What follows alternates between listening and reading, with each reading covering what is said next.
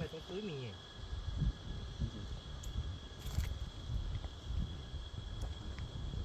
Giống như con vẹn đó, như con sò vậy đó.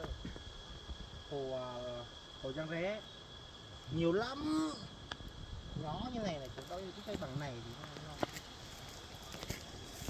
Cái trồng nó sống phải lấy nguyên cái này mới từ nhỏ như này thật nhiều.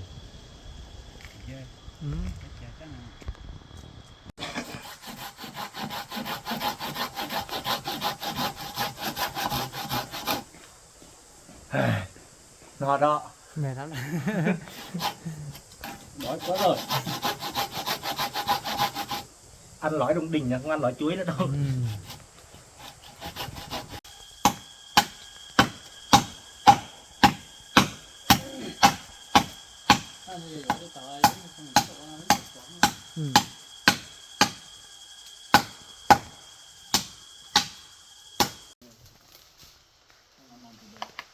Từ đây này.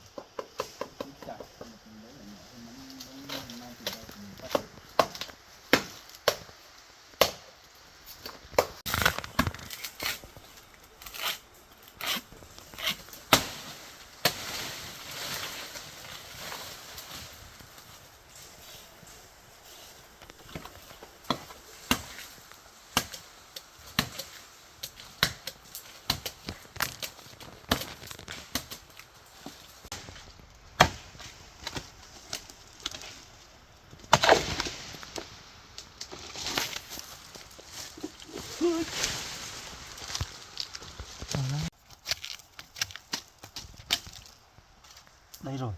Đây rồi. Thấy nó rồi.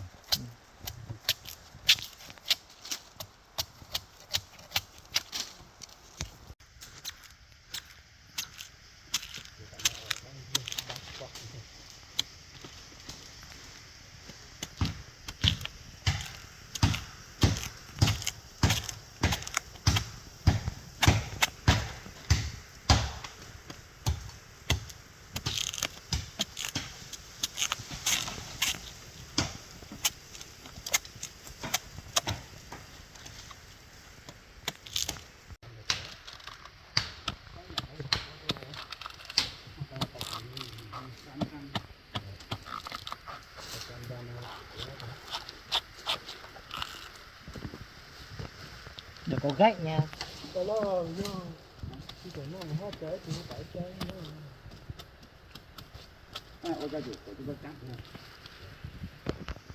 Già cây nó già quá. Cây này nó chẳng nó cũng chết đi rồi. Cây này nó chưa lên lá non. Cây mà nó nhú lên cao cao như này. Cái đó mới ngon. Cái cọng nó mới già.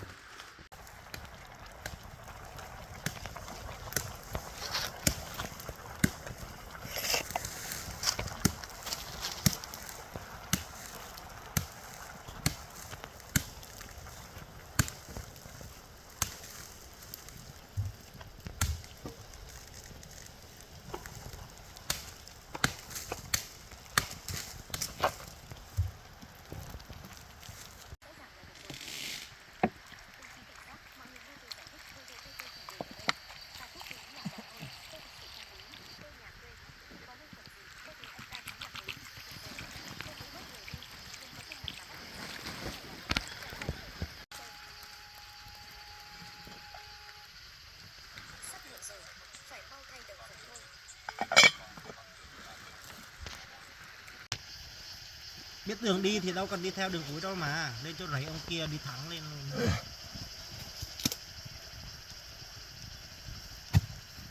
Còn đi ở ngoài thì leo cái cổng trời kia mệt lắm.